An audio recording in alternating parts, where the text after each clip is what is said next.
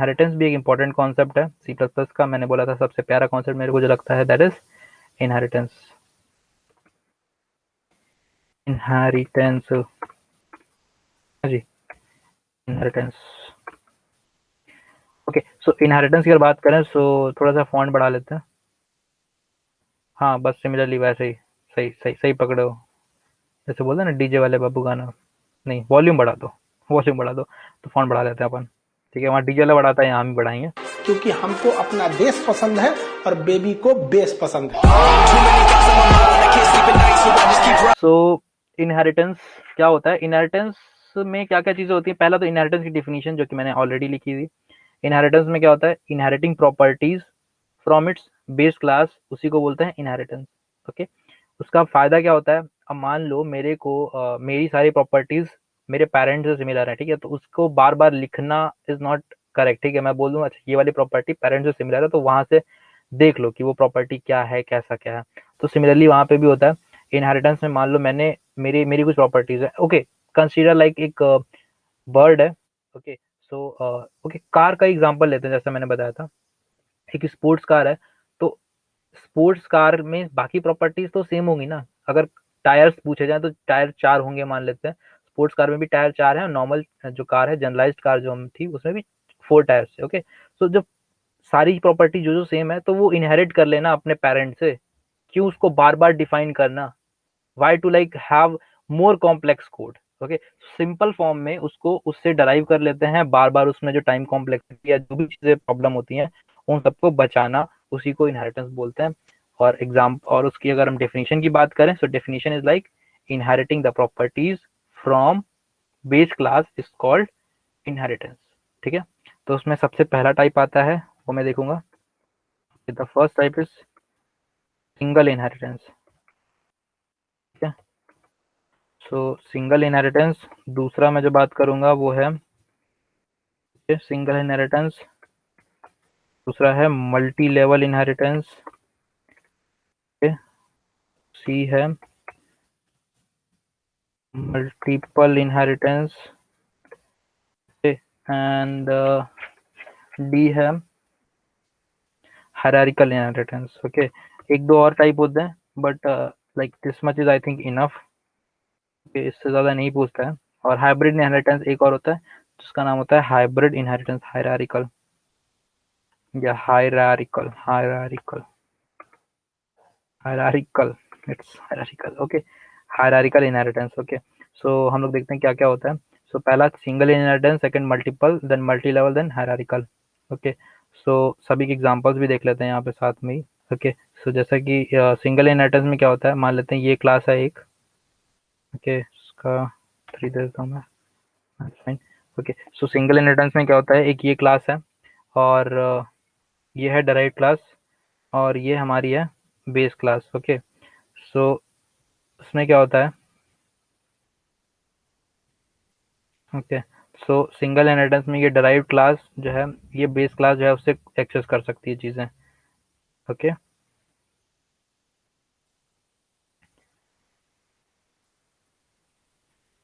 या सो इसमें क्या होगा, ये उससे एक्सेस कर सकती है जो ये हमारी बेस क्लास है, ये हमारी बेस क्लास है और ये हमारी डिराइव क्लास है। तो अगर इनकी प्रॉपर्टीज सेम है so this derive class can access this properties from base class. इसमें सिंगल इनहेरिटेंस में क्या होता है, एक ही लेवल ऑफ इनहेरिटेंस होता है। जब बात करते हैं मल्टी लेवल, तो मल्टी लेवल में क्या होता है, इसके नीचे भी एक कोई क्लास होगी जो इससे प्रॉपर्टीज एक्सेस कर रही होगी। मतलब हम लोग एग्जांपल ले सकते हैं कि लिविंग थिंग्स में आ सकते हैं, ये हो गया लिविंग थिंग्स। ठीक है, और जिसमें हमने बात किया बर्ड्स। ठीक है, बर्ड्स एक लिविंग थिंग है। ठीक है, सो लिविंग थिंग्स के अंदर बर्ड आ गया, फिर बर्ड के अंदर कोई एक स्पेसिफिक टाइप का बर्ड आ गया। ठीक है, सो लिविंग थिंग्स की अगर प्रॉपर्टीज की बात करें तो जो कि बर्ड्स के अंदर होंगी, किसी एक स्पेसिफिक बर्ड की बात करें, ठीक है, अब बर्ड्स में क्या होता है मेरे को एग्जैक्टली किसी का नाम नहीं याद है। ठीक है, सो बर्ड्स में पैरट बोल देते हैं, parrot is also bird I think. So parrot से अगर बात करें तो पैरट इज अ बर्ड। सो इसमें जो बर्ड्स की प्रॉपर्टीज होंगी, बर्ड्स की प्रॉपर्टीज क्या होती है, उड़ सकती है, ठीक है, पंख होते हैं, जो भी प्रॉपर्टीज हैं। Okay, it's understandable. ठीक है, ओके, सो दो हम लोगों ने पढ़ लिया, पहला सिंगल इनहेरिटेंस क्या होता है, दूसरा मल्टी लेवल इनहेरिटेंस क्या होता है। ठीक है, नेक्स्ट हमारा है मल्टीपल इनहेरिटेंस क्या होता है। Okay, multiple inheritance. So multiple inheritance basically क्या होता है, हमारे पास मल्टीपल इनहेरिटेंस ये होता है कि हमारे पास ये दो क्लास हैं, ओके। सो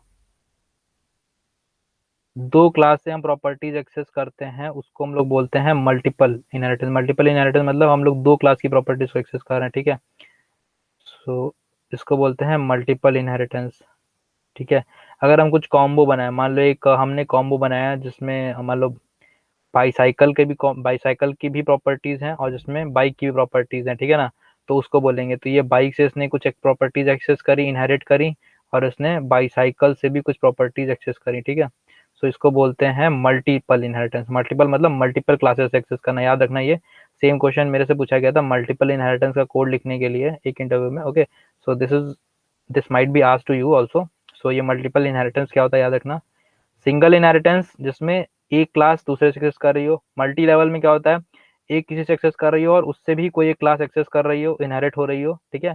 मल्टीपल में क्या होता है, मल्टीपल क्लासेस से इनहेरिटेंस हो।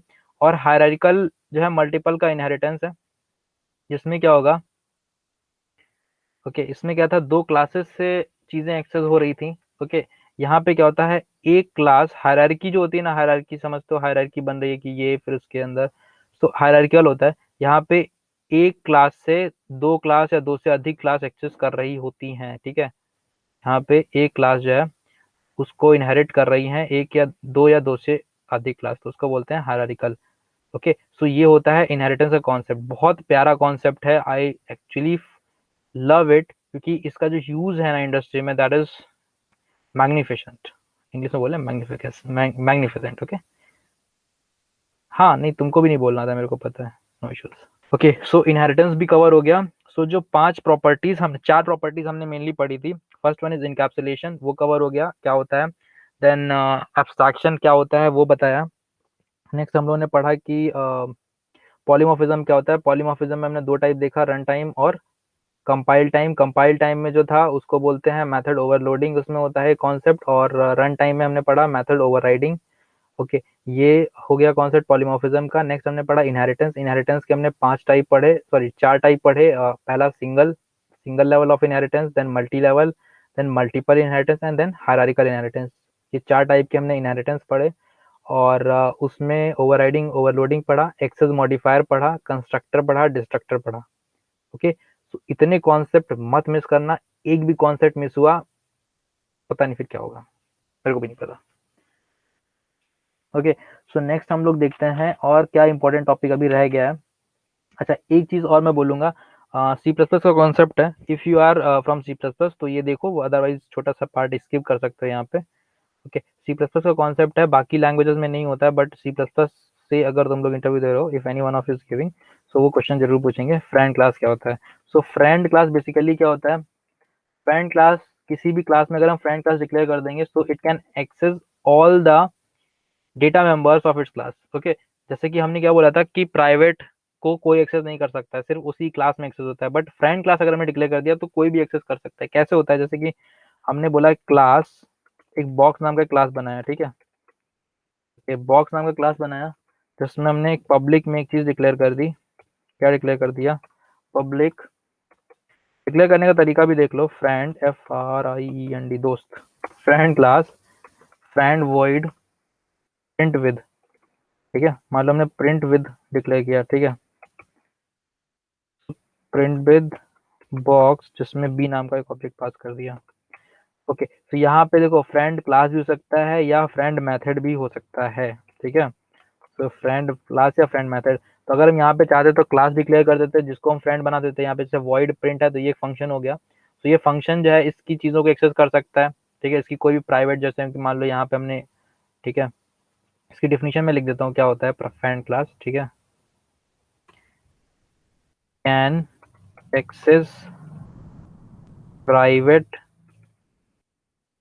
प्लस प्रोटेक्टेड, ठीक है, सभी को एक्सेस कर सकता है, प्राइवेट, प्रोटेक्टेड, पब्लिक। पब्लिक तो सारे एक्सेस कर सकते हैं, पर प्रोटेक्टेड सिर्फ उसका सब क्लास एक्सेस कर सकता है, और प्राइवेट कोई क्लास नहीं एक्सेस कर सकता उसके अलावा।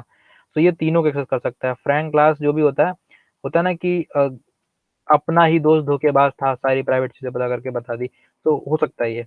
अगर तुमने किसी को फ्रेंड बनाया, किसी क्लास को फ्रेंड क्लास बनाया और वो तुम्हारे क्लास में छेड़छाड़ कर सकता है, सो यहाँ पे एक इशू भी होता है, इसको बोलते हैं, मतलब इंडस्ट्री में कुछ लोग इसको ये बोलते हैं कि इससे प्रॉब्लम हो सकती है, बट इसका यूज भी है कि अगर you have created some of the class, ठीक है, you have not created any function in it, तो तुम फ्रेंड क्लास बना लो, उस फ्रेंड क्लासेस में ऐसा इम्प्लीमेंटेशन दे दो जो इसमें चेंज कर दे, ठीक है। तो वो चीज़ हो सकती है ना, बोलते हैं दोस्त दोस्त को बदल सकता है। सो आई बिलीव कि हाँ, उसका ये बेनिफिट होता है। तो दोस्त ने दोस्त को बदल दिया, उसने उसकी चीजों को बदल दिया। अब वो बेटर वे में बदलता है या खराब वे में बदलता है, नाउ यू हैव टू जज, ओके। क्योंकि तुमको नहीं पता चलेगा कि फ्रेंड क्लास जिसको बना उसने बेटर में बदला या बेकार। सो ये तुमने क्या किया, एक उसको फ्रेंड फंक्शन बना दिया। अब मान लो हमने यहाँ पे एक प्राइवेट वेरिएबल बनाया था, प्राइवेट वेरिएबल बनाया था, ठीक है। और प्राइवेट हमने मान लो बनाया था यहाँ पे इंट डब्लू नाम से बनाया था। अब ये फंक्शन जो है ये की चीजों को चेंज कर सकता है, मान लो void, ठीक है, ये जो प्रिंट विद नाम का था, अब ये इसकी प्राइवेट चीजों को एक्सेस कर सकता है। अगर नॉर्मली हम एक्सेस करेंगे, जब ये नहीं होगा तो ये नहीं हो पाएगा, ठीक है। बॉक्स बी, तो अभी ये ऑब्जेक्ट जो है ये इसकी मान लो हमको प्रिंट करना है, okay, consider like we have to print. So हम क्या करेंगे, बॉक्स बी जो ऑब्जेक्ट था बी नाम का, उससे इस डब्ल्यू को कॉल कर लेंगे, ओके, डब्ल्यू वेरिएबल को कॉल कर लेंगे और हम यहाँ पे मान लो प्रिंट कर देंगे, ओके। बट अगर ये यहाँ पे फ्रेंड क्लास नहीं होता, so it can not access W because W is a private member, okay, just because it is a friend, so it can access its private member variables or private variables, okay। So we have covered most of the topics. Let's see if any other topic, important topic is remaining, okay। एक चीज और मैं बात करूंगा, एक होती है shallow copy versus default copy, okay, उसमें बात करेंगे। लेट्स सी, इधर ही बात कर लेते हैं उसके बारे में भी। Shallow copy versus default copy क्या होता है, ओके। सो 2D शेप्स का ही यूज कर लेता हूँ just to explain you, okay. जो हम लोग कॉपी कंस्ट्रक्टर पढ़ रहे थे, अगर हम लोग हमने मैंने मैंने आई जस्ट मेंशन कि अगर यूजर डिफाइंड कॉपी कंस्ट्रक्टर मैंने यूज किया है, if we have created user defined copy constructor, so उससे क्या होगा, यूजर डिफाइंड कॉपी कंस्ट्रक्टर में एक चीज होती है डीप कॉपी। डीप कॉपी क्या होता है, लेट्स सी, देखो, डीप कॉपी छोटे छोटे से कॉन्सेप्ट है। डीप कॉपी, डीप कॉपी, ठीक है, और डीप कॉपी, ठीक है। दूसरी चीज है शैलो कॉपी, ओके। पहली चीज होती है डीप कॉपी, दूसरी जो अपना दूसरा कॉन्सेप्ट है वो है shallow copy, shallow. So first concept है शैलो डीप कॉपी, दूसरा है शैलो कॉपी। तो अगर हम लोग डिफॉल्ट कंस्ट्रक्टर यूज करते हैं तो वो कौन सी कॉपी करता है, शैलो कॉपी। शैलो कॉपी करने का मतलब ये होता है कि वो कॉपी तो करता है किसी एक ऑब्जेक्ट में, ठीक है।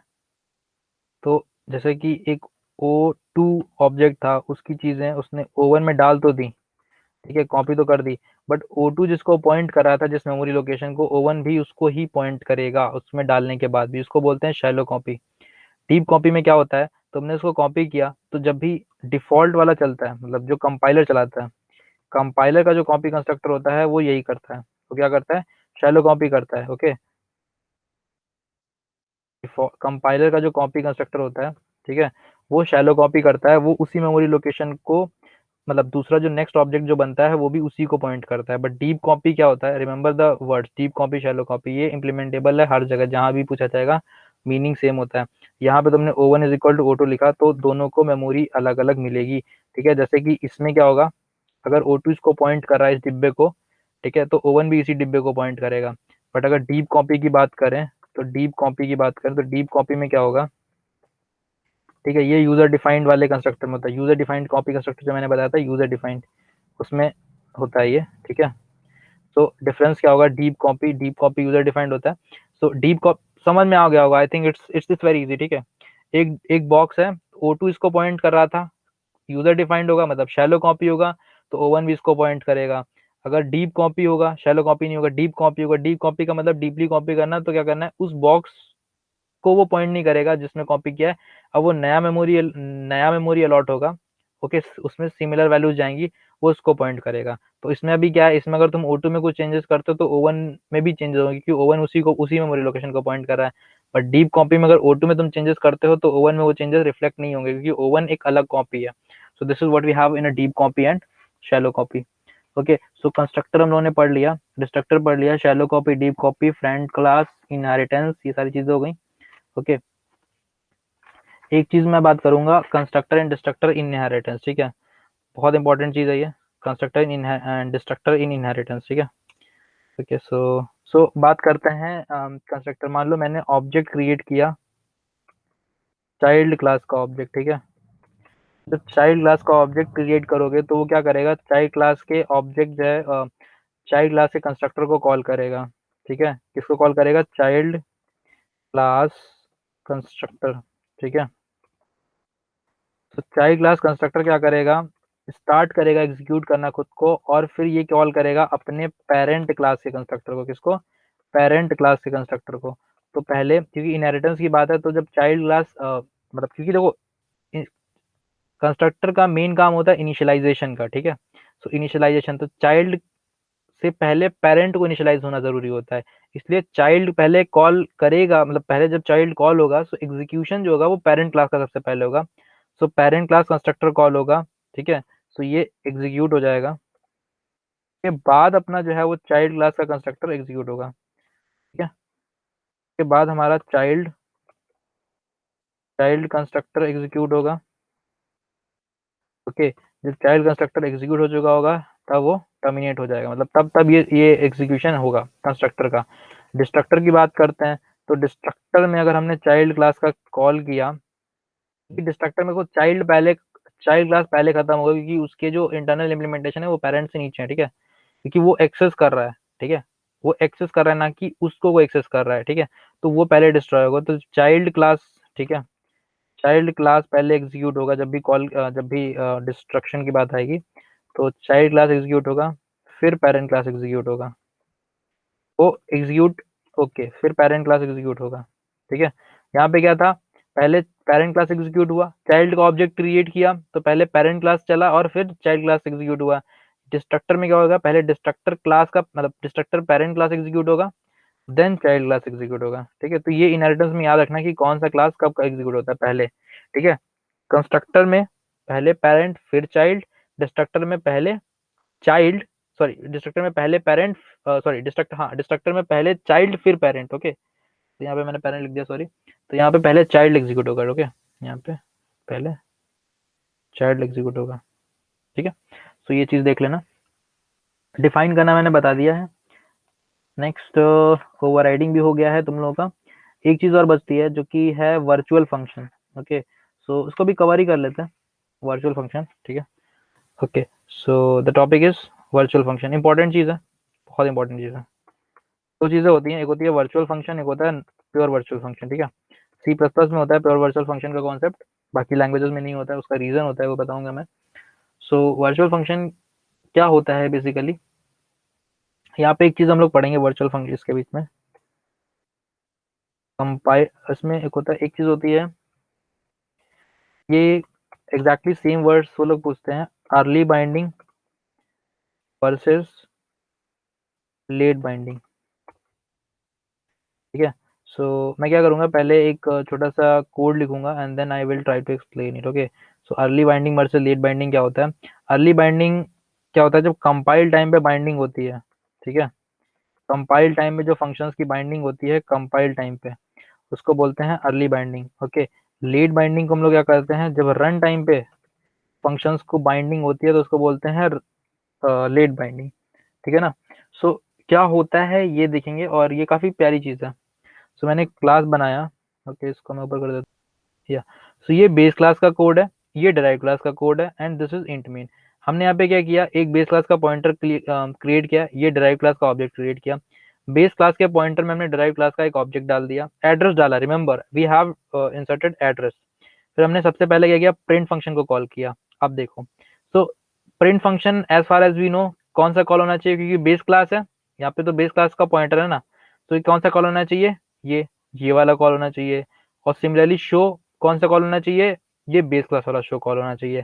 सो अब हम लोग यहाँ पे कॉन्सेप्ट समझेंगे अर्ली बाइंडिंग और लेट बाइंडिंग का। देखो देखो, जब भी कंपाइल हुआ होगा कोड, जब भी कोड कंपाइल हुआ होगा तभी क्या हुआ होगा, तो उसने चेक किया होगा, ओके ओके बेस पॉइंटर पड़ा है, बेस बेस क्लास का ये पॉइंटर है, ओके वो समझ गया। फिर उसने क्या किया, एड्रेस डाला है डेराइव क्लास का। Okay so B print, okay इसने प्रिंट फंक्शन को कॉल किया।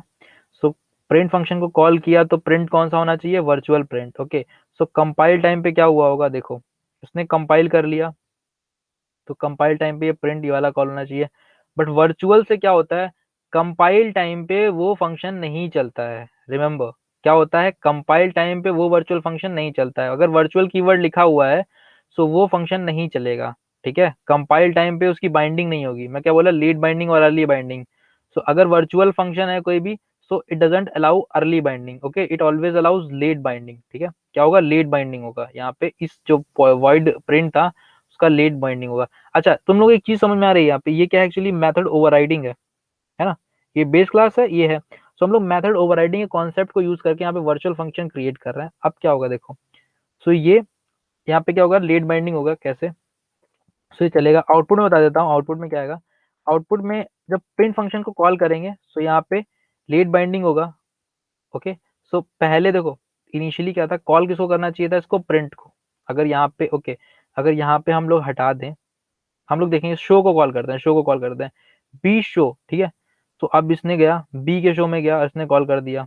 क्यों, क्योंकि कंपाइल टाइम पे उसको ये नहीं पता है कि बी के अंदर पड़ा क्या है, एड्रेस ऑफ डी, मतलब डेराइव क्लास के ऑब्जेक्ट का एड्रेस पड़ा है, उसको नहीं पता। कंपाइल टाइम पे वो बाइंड कर देगा किसको, शो वाले फंक्शन को, इस क्लास के शो वाले फंक्शन को। ठीक है, क्योंकि उसको नहीं पता कि उसमें एक्चुअली पॉइंटर पड़ा है और एड्रेस पड़ा है डेराइव क्लास का उस पॉइंटर में। ओके बट प्रिंट को जब कॉल करेगा तो ये वर्चुअल फंक्शन हो जाएगा, ये चेक करेगा that is void virtual void print. तो इसको बाइंड नहीं करेगा, प्रिंट फंक्शन को बाइंड नहीं करेगा और ये रन टाइम पे बाइंड करेगा। तो रन टाइम पे चेक करेगा, जब रन टाइम होगा तो बी में चेक करेगा, बी में रन टाइम पे इसका सिर्फ ये, क्योंकि कंपाइल टाइम पे उसको नहीं पता है कि उसमें गया क्या है। कंपाइल टाइम पे उसको पता होगा कि अच्छा ये बेस क्लास का पॉइंटर है, मतलब ये बेस क्लास के फंक्शन को एक्सेस करना चाहिए। तो बेस क्लास के फंक्शन को इसने एक्सेस करने की कोशिश की बट वो वर्चुअल था तो बाइंडिंग नहीं हो पाई। बट शो में क्या वर्चुअल नहीं था तो बाइंडिंग हो गई।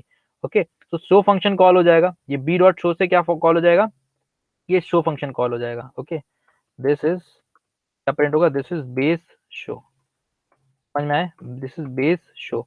ओके और फिर ये प्रिंट फंक्शन में क्या होगा, लेट बाइंडिंग होगी। क्यों, क्योंकि ये वर्चुअल फंक्शन था। और लेट बाइंडिंग का मतलब क्या हुआ, लेट बाइंडिंग जब हुई मतलब रन टाइम पे बाइंडिंग हुई, तो रन टाइम पे उसको ये पता है कि अच्छा बी में क्या पड़ा हुआ है, बी में डिराइव्ड का एड्रेस पड़ा हुआ है। ओके सो इफ बी में डिराइव का एड्रेस पड़ा तो मेरे को क्या करना है, डिराइव्ड फंक्शन के, क्योंकि अब डिराइव्ड में एड्रेस पड़ा so it will call derived print. Okay derived वाले का प्रिंट में जाएगा, डिराइव्ड वाले के प्रिंट में गया तो देखा अच्छा this is derived, so this is derived हम प्रिंट कर देंगे। चलो दिस इज डिराइव्ड प्रिंट हो गया। सो आउटपुट में ही आएगा। ये डिफरेंस होता है। हमको कभी कभी ऐसा होता है कि अर्ली बाइंडिंग की जरूरत पड़ती है, हमको कभी कभी लेट बाइंडिंग की जरूरत पड़ती है। So that's why this concept has been brought to notice.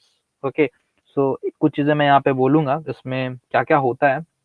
Okay so virtual function की अगर डेफिनेशन की बात करें so it's a member function which is declared with the virtual keyword in the base class and redeclared, क्योंकि base class में declare हो रहा है, with the virtual keyword in the base class and redeclared और overridden in the derived class। ठीक है, redeclared किया है या override किया है उसको किस में, derived class में। तो ये चीज हो गई। and when you refer to an object of derived class using a pointer to base class। Okay pointer to base class, ये पॉइंटर है बेस क्लास का। सो जब बेस क्लास के पॉइंटर में हम डिराइव क्लास का ऑब्जेक्ट डाल देते हैं तो एग्जीक्यूट करते हैं डिराइव क्लास के वर्जन को, तो बेसिकली ये वर्चुअल फंक्शन की वजह से यहाँ पे ओवर मेथड ओवरराइडिंग की वजह से यहाँ पे वर्चुअल फंक्शन की वजह से इसमें लेट बाइंडिंग होती है। ठीक है सो याद रखना वर्चुअल फंक्शन में कौन सी बाइंडिंग होती है, लेट बाइंडिंग होती है। ये क्वेश्चन हमेशा पूछा जाता है। And this is use to achieve run time polymorphism. ठीक है, this is use to achieve run time polymorphism. Example मैंने बताया है, बहुत प्यारा सा एग्जांपल है। ठीक है, दिस इज बेस शो क्यों प्रिंट हुआ है, याद रख लो, लेट बाइंडिंग हुई है यहाँ पे। ठीक है, यहाँ पे लेट बाइंडिंग हुई है इसलिए ये प्रिंट हुआ है, सॉरी नीचे वाले में लेट बाइंडिंग हुई है। दिस इज बेस शो, या दिस इज डायरेक्ट। सो नीचे वाले में लेट बाइंडिंग हुई है, इसमें इसमें अर्ली बाइंडिंग हुई है। So let binding early binding का कॉन्सेप्ट समझ में आया। लेट बाइंडिंग कब होती है, जब रन टाइम पे बाइंडिंग होती है। ओके जब प्रोग्राम रन कर रहा है तो उसको लेट बाइंडिंग बोलते हैं। अर्ली बाइंडिंग क्या होता है, जब कंपाइल हो रहा है कोड उसमें जब बाइंडिंग करते हैं उसको बोलते हैं कंपाइल टाइम बाइंडिंग। क्योंकि यहाँ पे देखो प्रिंट फंक्शन कंपाइल टाइम पे होती तो ये वाला प्रिंट फंक्शन कॉल होता, कि कंपाइल टाइम पे उसको नहीं पता है कि इसमें क्या पड़ा हुआ है, उसको बस इतना पता है कि अच्छा ये बेस टाइप का है, तो बेस वाले फंक्शन को कॉल करता है। बट रन टाइम पे उसको पता है कि इसमें एड्रेस किसका पड़ा है, डिराइव्ड का, तो डिराइव्ड वाले को कॉल करना है। I think you got it. इसमें एक चीज और है,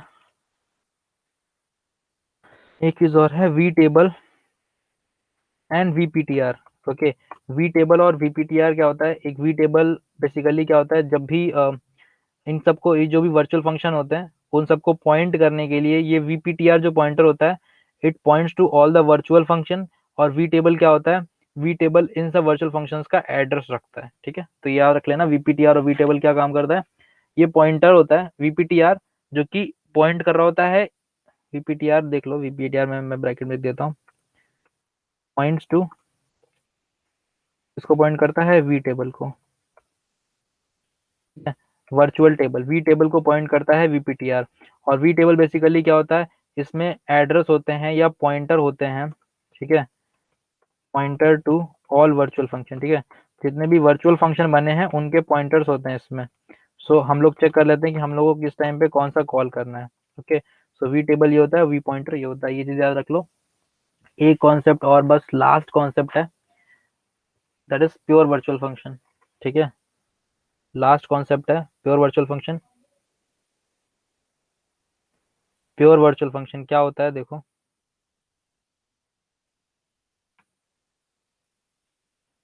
okay, so this is pure virtual function, just 5 minute का कॉन्सेप्ट है, and now we are done with object oriented. For the interviews के बाद भी अगर कुछ आता है, सो आई थिंक वो बहुत ही रिलेटेबल होगा इन सब से।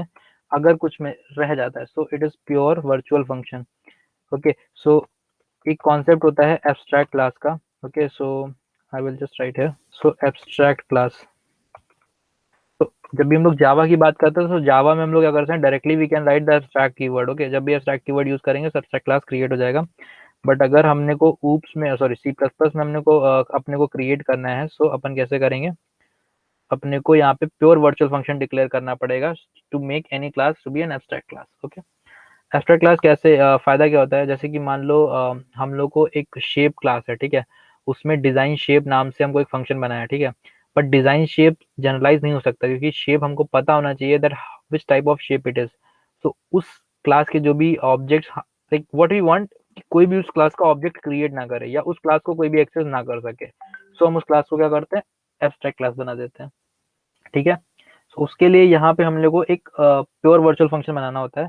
प्योर वर्चुअल फंक्शन कैसे बनता है, मैं बस इतना डिस्कस करूंगा यहाँ पे। क्लास टेस्ट, मान लो हमने एक टेस्ट नाम का क्लास बनाया जिसमें हमें प्योर वर्चुअल फंक्शन डिक्लेयर करना है। सो प्योर वर्चुअल फंक्शन क्या होता है, बेसिकली हम लोग क्या करते हैं, जब भी वर्चुअल फंक्शन डिक्लेयर करते हैं तो वर्चुअल कीवर्ड लिखते हैं, वर्चुअल, वर्चुअल फंक, मान लो फन लिखा हमने, वर्चुअल फन नाम का, सॉरी इंट फन है, मान लो इंटीजर फन। तो मेनली क्या करते हैं, इसके अंदर इसका इम्प्लीमेंटेशन होता है, बट यहाँ पे इम्प्लीमेंटेशन ना करके इसको जीरो के इक्वल इनिशियलाइज कर दो। अगर जीरो को इक्वल इनिशियलाइज कर दोगे तो ये क्या हो जाएगा, सॉरी, ये हो जाएगा तुम्हारा प्योर वर्चुअल फंक्शन। ठीक है, प्योर वर्चुअल फंक्शन। अच्छा, ओके, सो मतलब समझ में आया प्योर वर्चुअल फंक्शन कैसे होता है। प्योर वर्चुअल फंक्शन, जब भी वर्चुअल फंक्शन लिखो उसके आगे उसको इनिशियलाइज कर दो बाई जीरो, डिफॉल्ट इनिशियलाइज कर दो जीरो, सो हो जाएगा प्योर वर्चुअल फंक्शन। अभी क्या होगा, इसका कोई भी, इसका जब भी प्योर, जो भी प्योर वर्चुअल फंक्शन होता है, so no object can be created for pure virtual function. Abstract class का भी एक्चुअली वही प्रॉपर्टीज होती है कि उसका कोई भी ऑब्जेक्ट क्रिएट नहीं हो। प्योर वर्चुअल एब्स्ट्रैक्ट क्लास का ये होता है कि कोई भी ऑब्जेक्ट उसका क्रिएट नहीं होता है, no object can be created for it.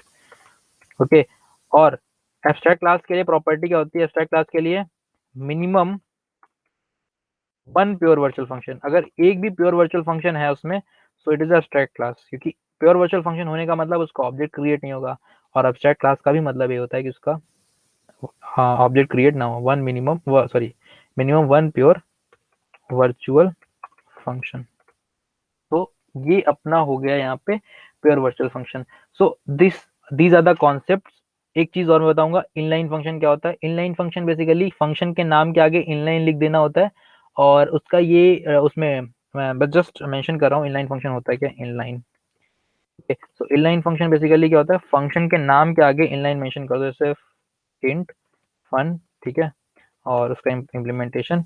सो जब भी इस फंक्शन फन को कॉल किया जाएगा कहीं किधर भी, सो अगर इस फंक्शन का, ये बेसिकली एक रिक्वेस्ट होती है inline. So if the size of this function is less, बहुत छोटा फंक्शन है, तो इसको कॉल करने से बेटर है वो क्या करेगा, इसके कंटेंट को कॉपी कर लेगा उस लोकेशन पे जहाँ पे कॉल हो रहा है और उसको एग्जीक्यूट करेगा। ठीक है, तो बार बार उस फंक्शन को कॉल नहीं करना पड़ता है, कंपाइल टाइम पे ही उस इसके कंटेंट को, कंपाइल टाइम पे इसके कंटेंट को कॉपी कर लेगा, कॉलिंग नहीं होगी। समझ रहे हो, तो ये इनलाइन होता है। It's basically a request. अगर कंपाइलर के लिए पॉसिबल होगा, इसका कंटेंट ज़्यादा छोटा होगा, इसमें कम चीजें एक्सेस हो रही होंगी, तो इसको कॉपी कर लेगा। तो इनलाइन बेसिकली रिक्वेस्ट होती है। नॉर्मली इनलाइन नहीं दोगे तो इसको हमेशा कॉल ही करेगा, इनलाइन दे दोगे तो कभी कभी कॉल भी कर सकता है, या तो इट्स बेसिकली अ रिक्वेस्ट, याद रखना, inline is a request not a command. तो ये सारी चीजें इंपॉर्टेंट थी जितनी मैंने कवर कर ली है। और इसके बाद आई डोंट थिंक कि कोई भी टॉपिक बचा हुआ है, सारे टॉपिक मैंने कवर कर लिए हैं, सारे के सारे। ओके, जितने इंपॉर्टेंट थे सारे के सारे। Okay, so this is all from my side. कोई भी डाउट है पूछ सकते हो। I will try to share a PDF link, वहां से तुम लोग पढ़ सकते हो। So that's all. खत्म। Bye bye, tata, good bye.